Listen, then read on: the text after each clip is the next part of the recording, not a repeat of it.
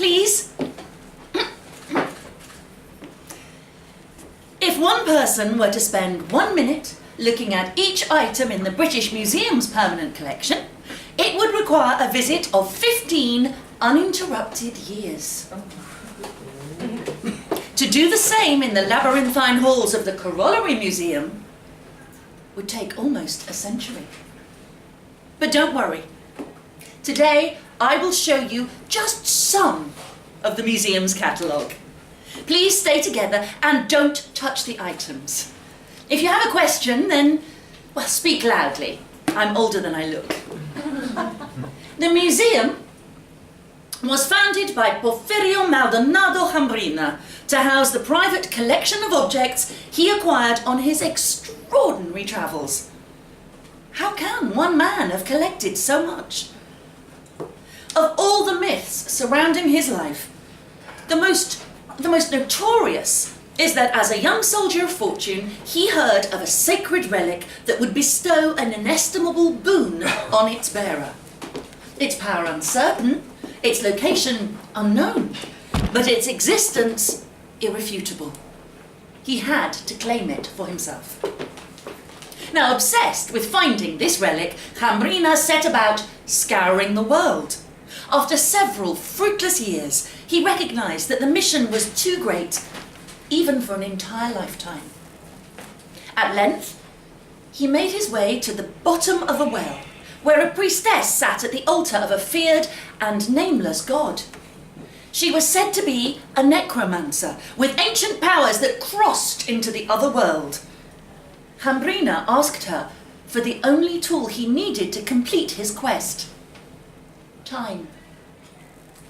"Postpone my death," he said, "until I have found what I am looking for. Give me enough time to search every corner of the planet, and then my life is yours." The priestess looked on the quest with favour and granted his wish, but before he left, she pointed her finger and she issued a warning. "Every profit must pay its duty, conquistador. If your gains be substantial, so too may be the cost." Jambrina climbed as quickly as he could out of that damp well and set off in search of the relic. The objects in the Corollary Museum are merely the surplus of that search. Though Jambrina's recorded life leaves were too many loose and frayed ends to form any serious biographical project, the museum can offer us some clues. Please follow me into the first hall. The principal cases tell us the first places that he visited. Here we find a borrowship mat from the bungalows of Corinne, probity hammers from the Starling mines, and a 4-cap accumulator from the famous city carriers of the Blix engine army. To visit the museum is to follow Jambrina's quest item by item, but each exhibit only pushes the borders of the world further beyond the horizon. Look here, the cesium baton of Henrietta Calabachas, whose orchestra only ever performed one single roaring crescendo that would not break until every member of the audience had left the theatre in desperation. Beside it, a remnant of the Osman capsule halls, where a disgraced monarch built an illegal archive of citizen data before burning it and himself to the ground.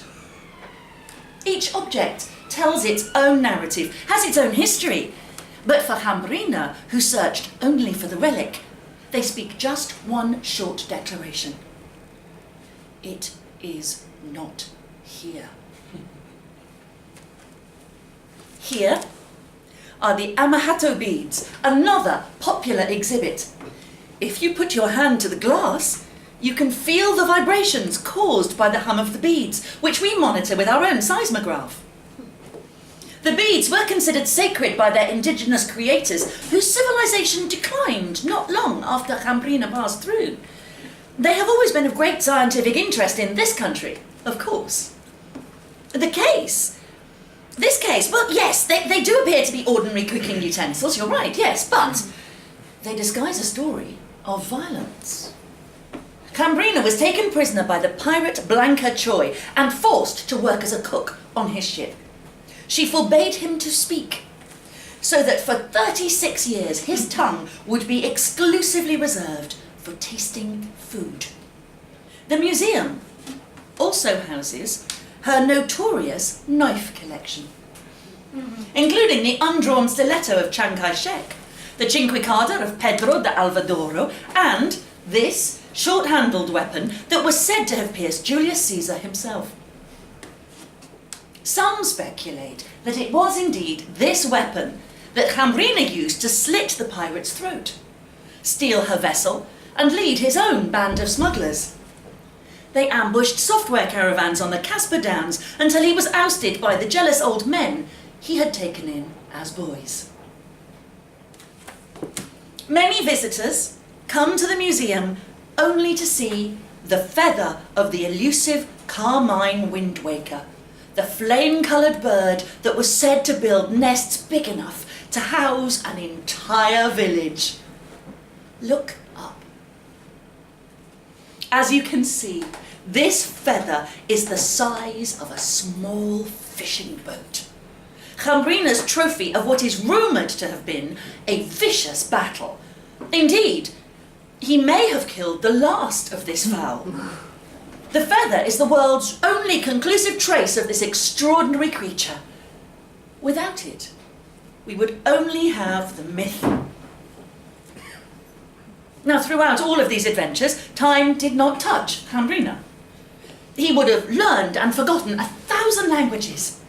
These objects here speak to the trades that he mastered as a pilgrim. Engineer, sailor, pilot, geologist, warrior, carpenter, bureaucrat, thief. These are the livelihoods he picked up, like tools themselves, in the relentless search to each corner of each place on Earth for his elusive relic. When he came to a river, he sat down and waited for winter to freeze the water. When he came to a sheer cliff face, he planted a seed and waited for a tree to grow. When he came to an enemy barring his way, he parried the blows until the enemy grew old and shriveled up with regret at a misspent life. Now gather round, please. This curious item is a rare totem from the great moving mountain of Patahatengro, which traversed the desert on the engine of its own volcanic activity. Now, debate has raged for years over the provenance of this exhibit. Was it a parting gift to Cambrina as he left through the mountain's gate? Or his plunder as he snuck away in the night? We can only guess. There is evidence that Cambrina was present for the sacking of the legendary Tiller's Library. You'll find here a few charred pages rescued from the site. They are substantiation of the library without telling us anything much at all, as the museum is to Cambrina, as this tour is to the museum. In truth, we don't know much about Cambrina's story. Did he rest? Get lost? Give up? How lonely was the world's only ageless man? Years are elided from our timeline, and no objects mark the man's footsteps through them, and yet we pursue the trail.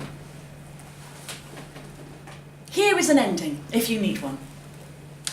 On an outcrop, above a rough ocean, Cambrina at last found the mysterious relic that he had been searching for. There, he finally learned the relic's unique power, to bestow immortality. The priestess was right. His gains were substantial, and so too was the cost. It was the moment for Cambrina to pay the levy. The price of his quest was to be trapped in time and never to die.